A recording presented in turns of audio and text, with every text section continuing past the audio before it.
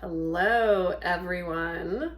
So, I wanted to talk to you about conspiracy theories today. Should you really be paying attention to them?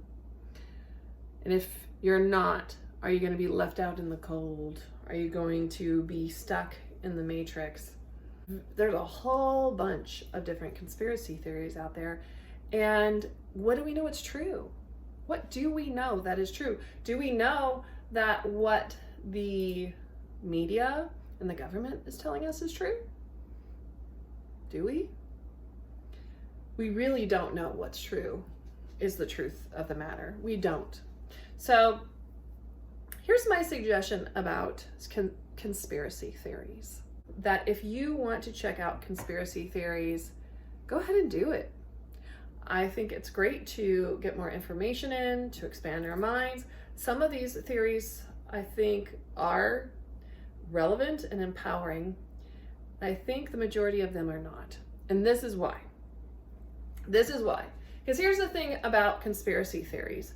What is behind most of them, especially when it comes to COVID-19, is this idea that there are these powers, these forces that are out there that are controlling us.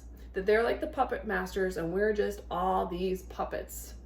That there's the deep state and the shadow government and the cabal and the Illuminati and what else? What else is there?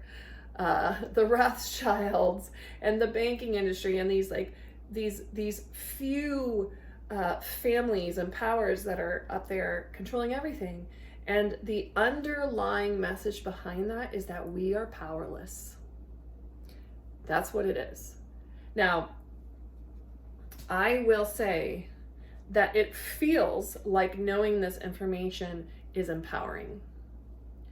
Ultimately, I am saying the opposite, that it is not.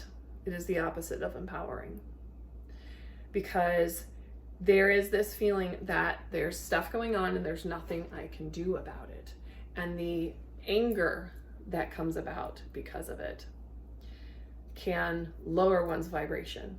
Now, with that being said, I'll also say anger can raise vibration. If someone's vibration, where they're resonating at, is a lower frequency, getting this new information like, oh my gosh, it's not just me, that's the reason why I feel confined or powerless or that I don't have control or sadness or this or that. It's because there's a reason for it. There's a reason, and it's that stuff out there. It is that stuff out there. That's the reason. That's why. And so now we're shifting to blame.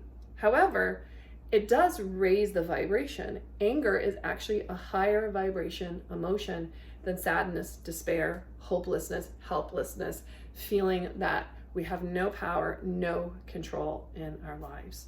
And so when we get angry, it can help to uplift us and raise our vibration. And so it is very attractive for people to get into conspiracy theories for this reason. And it also helps to serve the ego because it's like, oh, I know something that the rest of you all don't know. I'm free and you guys are slaves. And I know this stuff. And this attachment to knowing and having the answers and you're right and everyone else is wrong, which can feel like an empowering thing, right? If we stay on the stage though, if we get stuck on this stage, it can have the opposite effect because there's always this feeling of railing against something. I'm against that. I'm against that. I'm going to put it out there and let everyone know this is what's going on. And when we're against something, then we're going to get more of that. Where our attention goes, where our focus goes, we're going to get more of it. And so if you're looking around at your life and seeing that maybe the way that you show up here when it comes to conspiracy theory is the way that you're showing up here. It's the way you show up in your relationships. It's the way you show up in your friendships. It's the way you show up in work. It's the way you show up here. That energy, that emotion, that intensity, or lack of intensity, however it's showing up for you, it's everywhere. So it's like this hologram or this pattern that shows up over and over and over and over again. And so we can look at the root and get to the root of that pattern and change things. But we're not going to talk about that today. We're going to keep the focus on consciously changing our mindset around this. So when we're looking out, then that's blame. That's blame. It's the government's fault. It is the healthcare system's fault, sick care system's fault. It's the fault of our food not being good enough. It's the fault of the Chinese people. It's the fault of someone deciding to eat a bat. It's the fault of these powers that are actually making this up, and this is actually a way to control us, to get us to stay inside, to put us in fear. It's out there, okay? Versus finding inner power, inner control. I'm in control of how I feel. I'm in control of my thoughts. And my thoughts and my feelings create my world, create my experience. And so I can have a really joyful experience. Like, I've been having so much joy, so much fun, so much bliss this week. I've been experiencing so much gratitude, finding so many things that I'm grateful for, so many ways to be grateful. From the fact that I have food, period. And then to look at the food that I have. So like yesterday I did a Facebook Live video and I was just like in this giddy mood and I was just like being playful and just all over the place like squirrel. And I had this toast that I made with some vegan cashew spread and thick cucumbers, and then I put some everything bagel seasoning.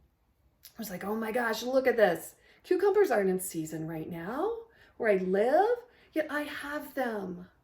I have this. I have this bread that was made. I have this tea, which, you know, was grown and picked in like these mountains high up in China and is an adaptogen. I have this mushroom blend. Like I have all of these things that have come from other parts of the world. I have local community and things that have come from local community as well.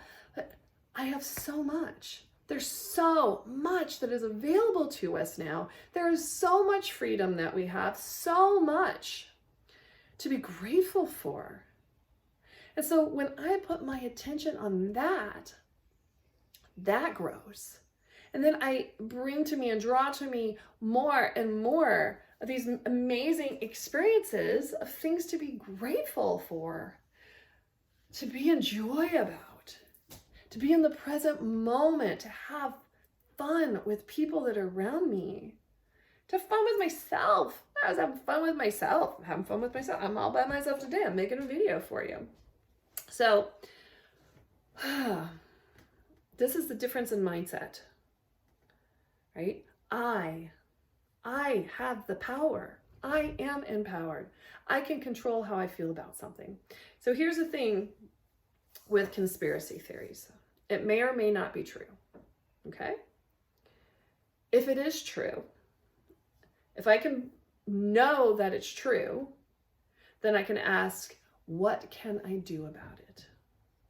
What can I do about it?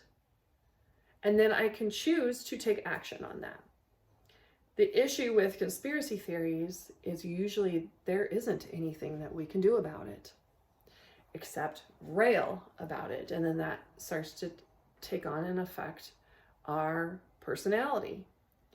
I was dating someone, and it was a lovely relationship. Through being with me, he noticed, he was like, wow, I'm addicted to conspiracy theories. I'm addicted to getting onto the news of these alternative news sites and knowing like what's going on in the world. And he noticed that when he would have these pauses, because he'd be with me, we'd be present moment, we'd be in nature, we'd be, doing other things, that all of a sudden he felt so light. It was like, why do I feel so light? Why do I not feel depressed? Why do I feel hopeful and optimistic and feel life coursing through me? And he's like, oh, because I haven't been tuning into all of the new stuff. Like that's like heavy and downer and this and that. And it brings about a feeling of hopelessness.